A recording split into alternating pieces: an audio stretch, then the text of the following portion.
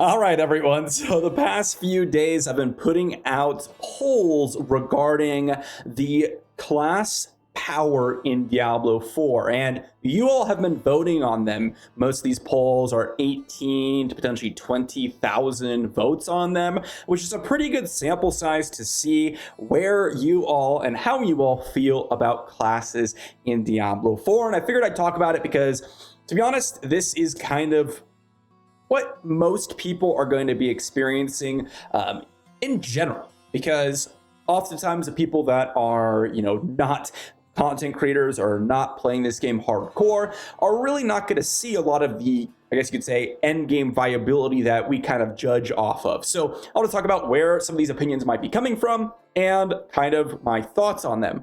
First off, though, I want to quickly mention we have no class really dipping below B tier. And I think this is a testament to kind of how the classes actually feel and how no class actually is really bad, right? When I say something's a really bad class, or someone says, oh man, this class feels really bad, it honestly is usually in comparison to other classes. Not that the class can't do content or that it's bad in of itself. It's that most of the other classes just kind of feel a little bit better than that specific class.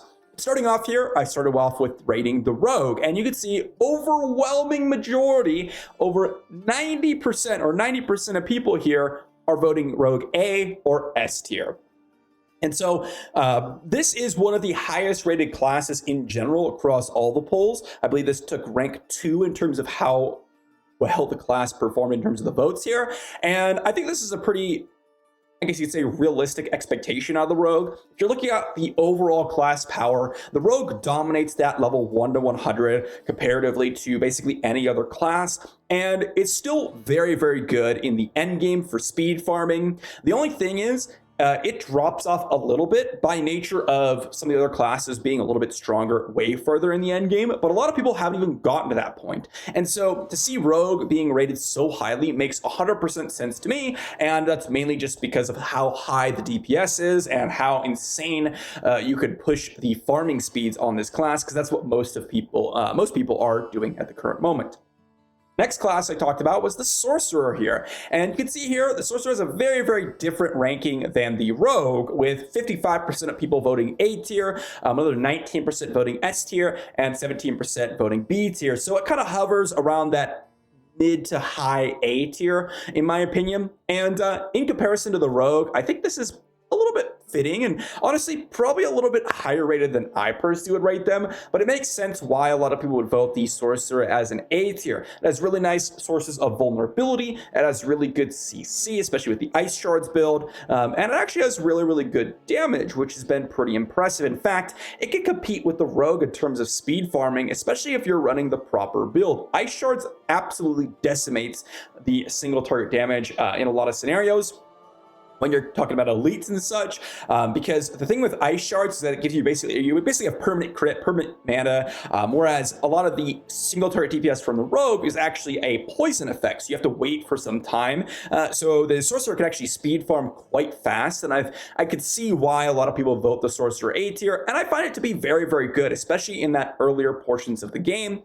Only when you start reaching these high tier nightmare dungeons is when you kind of see a little bit of the weaknesses of the Sorcerer.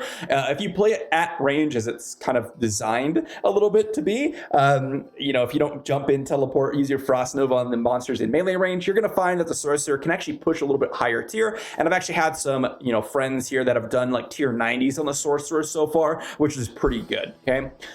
Next one is the Barbarian, and the Barbarian is the highest rated class on this list, with a 58% vote ratio on S tier and a 26% vote ratio on the A tier. Technically, comparatively to the Rogue, it's more, I guess you could say, spaced out, where a lot of more people think it's B, C, or trash tier, but I think that's just because a lot of people are experiencing potentially the very early game, because the very, very early game can be a little rough. But actually, I have a level 33, I believe. I can actually pull up the game right here. I'm actually logged in still. I have a level 32 hardcore Barbarian that I've been playing, and the early game can feel a little bit rough, okay? But honestly, around level 20, or even sooner than that, when you start to run in with your Rens and such, and your Call of the Ancients, when you get that ultimate power, it decimates the early game, specifically the ultimate, okay? And I've played with the Sorcerer, and you know, DM and I have been going through hardcore, and honestly, the Sorcerer is not able to keep up with the Barbarian as soon as I got my ultimate, which is pretty crazy. So this makes a lot of sense to me, and of course, a lot of people have seen the absolute insanity that Whirlwind and Hoda can be in the end game. And honestly, I think Barbarian has the easiest time, or had the easiest time at least, for a long time there, farming as well as end game pushing. And it makes sense why a lot of people would vote that as the S tier. I don't really see this being anything different from what I expected. Next up is the Necromancer, and this is where we start to see a lot of people vote the lower tiers, right? If you combine this together, you have a 38% of people voting S or A tier, and that means that the rest of people are voting B or below. And in fact, there's a 20% of the population that thinks Necromancer is barely passing or just absolutely garbage. And I think the main reason for this, and I actually want to make a full video on this because I actually have a level 71 Necromancer at the current moment. The main reason for that is, one, it's very, very slow. And when you're in the early game, most of your content is running to each storyline objective or going through it and farming things. And that's where a lot of people are at the point. So I could see why people really dislike the Necromancer. But the other real big problem, and this only starts to take effect when you start to reach World Tier 3 and specifically World Tier 4, is the CC problem. Really affects Necromancer more so than any other class I've played. I've seen the Barbarian, you got a lot of options to have Unstoppable and Unbreakable, right?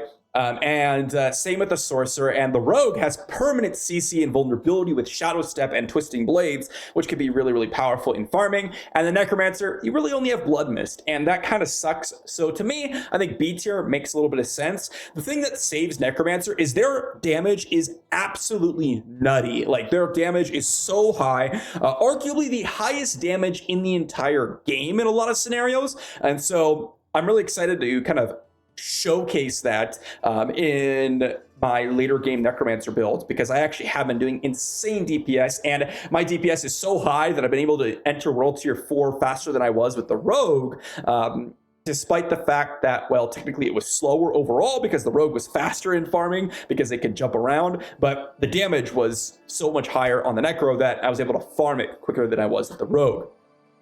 Lastly, we have the Druid, and the Druid has a little bit more split, but they are solidly in third place behind the Rogue, according to you all. And you can see here a majority, vast majority, 78% of the votes here are in A or S tier, which makes a lot of sense to me as well, because the Druid absolutely wrecks face later on, specifically with the Werewolf NATO build. I actually think the Pulverized build, as far as I've seen, even though it was decent, it was never able to keep up with the Rogue as far as I have found. But as soon as the Werewolf NATO build started to come into fruition, and I've seen DM run the Werewolf NATO build alongside me, the Werewolf NATO build has been able to compete with the Rogue single target damage in a lot of scenarios. And in fact, they have way more tanky options built into their skills. And that makes it really, really viable. And so when I'm looking at the Druid, I'm seeing a lot of power be baked into just their skills and their kits, which is really, really nice to see. And honestly, when you start to reach those higher tier dungeons, and the Nightmare dungeon specifically, you could see the Druid really start to shine, but they are still far slower at the end game farming speeds than Barb and the Rogue. It is way slower as far as I've seen. So overall, this is what the list looks like on a ranked best to worst here. We have Barb at number 1, Rogue at number 2, Druid at number 3, Sorcerer at number 4, and Necromancer at number 5. Do I agree with this list? I would personally swap Rogue and Druid, I think. But other than that, I kind of agree with the overall sentiment of the game. Obviously, if you start ranking like specific areas of the game, I would change my mind. But I think this is a pretty good, you could say, perspective, and I think it's pretty reasonable to say, hey, this is kind of what I think of each class in the game right now. And you have to remember that a lot of these players that are voting on these polls, although they're not your casual player typically, because most casual players are on YouTube, they're not like voting on polls. I would consider most of these people a semi-casual audience. They're not playing nearly as much as someone like myself or some of the more hardcore players, but they're playing a good amount to enjoy the game. And so that means that most of their time is being spent farming or entering into World Tier 3 or 4 or just after the campaign. That's kind of where the average player that watches the YouTube videos kind of is, as far as I've seen in terms of the analytics. So if that's the case, well, this makes a lot of sense to me. If you're entering into World Tier 4, and you're seeing some of the classes like Sorcerer and Necromancer not being able to farm as quickly, or Druid not being able to farm as fast as Rogue or Barbarian. I will say that some of this is just based on the Nightmare dungeons, because to be honest, if this was purely based on leveling, then I would swap the list quite a bit. In fact, I'd probably put Necromancer closer to the number 3 spot possibly, because it's actually decent at leveling just because of the sheer damage output. But I'm curious to hear what you all have to say about this. And well, I know a lot of you already voted, but this is going to be the first community voted tier list in Diablo 4, and I think that overall, most of the classes have been pretty comparable. Again, if I go back to the polls here, there was no class that was really outstandingly below anything else. I would say like Necromancer being at B tier and most of the other classes being at A or S tier. Yeah, there's a little bit of discrepancy there, but we're not saying like, oh, this class is absolutely trash or like unplayable C tier type thing. I guess C tier would be considered average, but this makes a lot of sense to me. And I think that, well, Blizzard has done a pretty good job, but I'm excited to see a lot of the Necromancer buffs that they've promised, and I'm excited to see what other buffs they may be doing to the rest of the classes, if there is any, or if there's not, we'll have to see. Thanks for watching, everyone. Let me know what you think in the comment section down below, and I'll see you all for the next one.